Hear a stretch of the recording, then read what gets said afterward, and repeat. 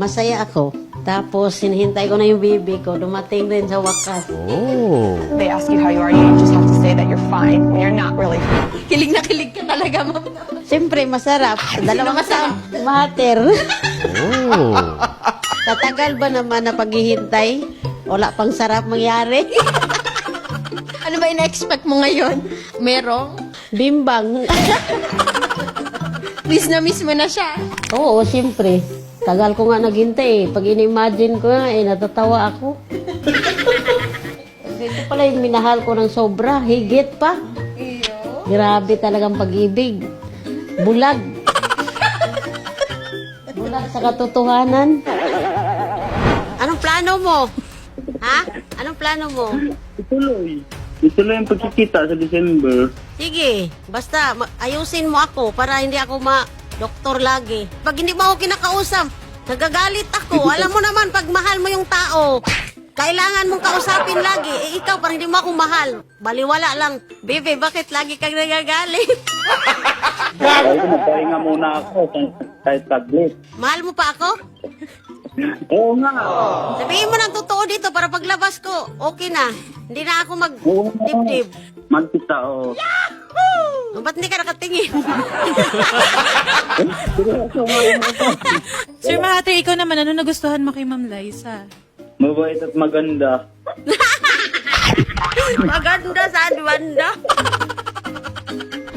Totoo pa rin po namin kung ano man yung gusto man po ni Mahater na lumuwas po dito para magkasama po kayo, yun po ang gagawin.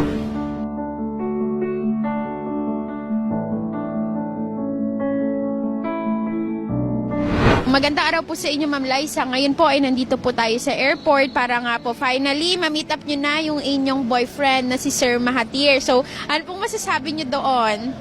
Masaya ako na magkita na kami ni Mahathir sa 2 taon kong pagtitiis na maghintay sa kanya. Kinikilig ka po.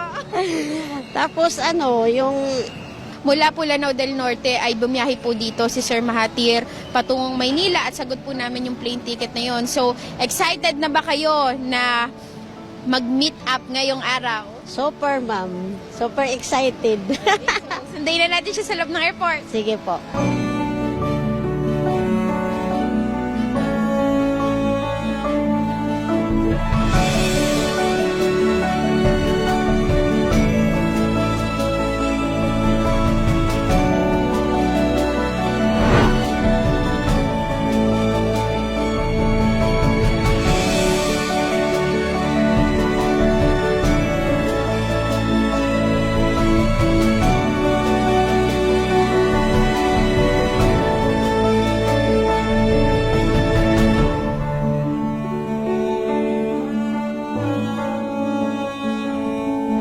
Sir Mahathir, yan, welcome here sa Manila.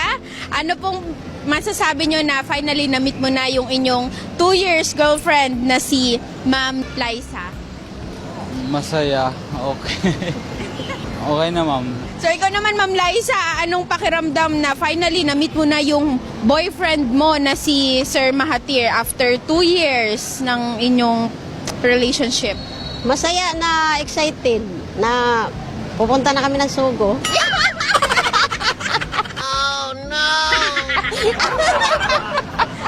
Sugo agad. Tagal ba naman ng 2 years magtitiis? Nakakaloka ka. Ayun, so ma'am, syempre, gaya ng pinangako ng aming programa nila Sir Raffy Tulfo, bilang ngayon lang kayo nagkita ni Sir Mahathir, Ma'am Liza, ay ititreat po namin kayo na i-check-in doon sa Sogo para po, yun nga, ma-enjoy nyo yung pagstay ni Sir Mahathir dito. Bukod po doon, ay ititreat muna namin kayo sa isang restaurant. Magdi-dinner date kayo para bago kayo magbembang. Oh. Busog kayong dalawa.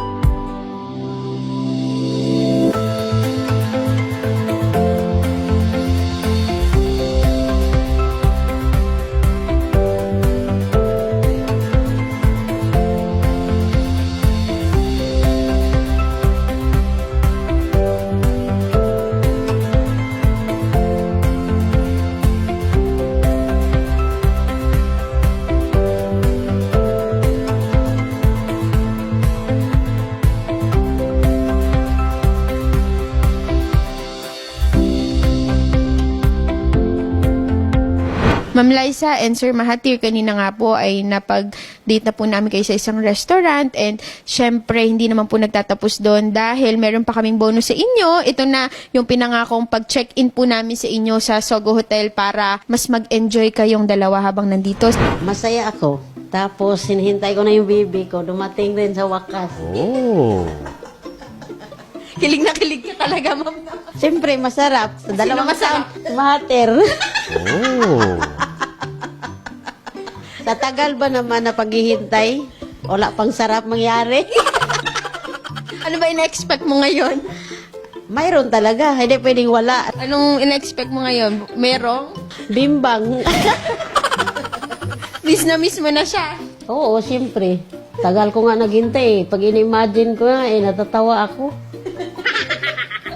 Ito pala yung minahal ko ng sobra. Higit pa. Grabe talagang pag-ibig. Bulag. Bulag sa katotohanan. Sir Mahathir, kamusta? Anong feeling na nakasama mo na si Ma'am Liza after 2 years ng pag-video call nyo lamang? Masaya. Ano bang balak mong gawin para sa inyong dalawa ngayon na naka-check-in na kayo dito sa Sogo? Hindi ko alam. Siya na bala. Tuturuan kita. Lahat. Lahat bukod sa pagmamahal. Oo. Ayun. Okay, and syempre naman, hindi matatapos yung gabing ito nang wala tayo sa exciting part. Ito, sir. Sponsored by Sir Rafi Tulfo, Robust, para po sa inyo. Baka buong gabi to walang tigil. May robas eh. Pwede mo yung gamitin, Sir Mahathir, para mas maging thrilling yung pagstay nyo dito sa Sogo. So, okay sa'yo yan? Okay. Mahal mo ba si Sir? Mahal. Kung mahal, mahal talaga. Ikaw naman, Sir Mahathir, mahal mo ba si Ma'am Liza? Mahal. Natanggihan ko ba yung iba kung hindi ko yan mahal? Iyong kaganda naman talaga ng mother ko.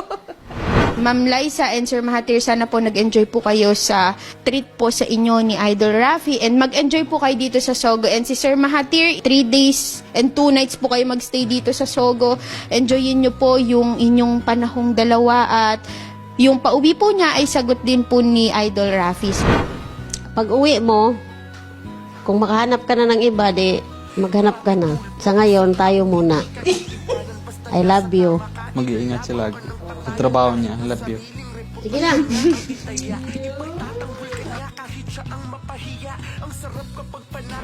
Sir Rafi, nagpapasalamat po ako na ang problema ko na nilapit sa'yo, na-solve ko na. Tapos sa lahat ng tulong mo kay Mahathir na makapunta dito, salamat ng marami. Salamat sa Rapin na nakapunta ako dito sa Manila dahil sa iyo. At nakita ko si Liza na maganda pa. Yun lang, maraming salamat sa lahat. Idol, napakasarap mo magmahal. Sana araw-araw ay gabayan ka ng may kapal. Dahil sa mga pagtulong mo na walang kapalit, kita yun lahat ni Lord, siya na bahalang magbalik. Salamat sa'yo, Idol Rafi Tulfo. Ika'y sandalat ng mga inaaping Pilipino. Nandiyan ang Diyos Ama, nakamasid sa'yo, ika'y ginagawa. Kailangan ka ng sambayanan, Idol Rafi Tulfo. Nang dahil sa'yo maraming mga taong bumait, marami ang natutong pag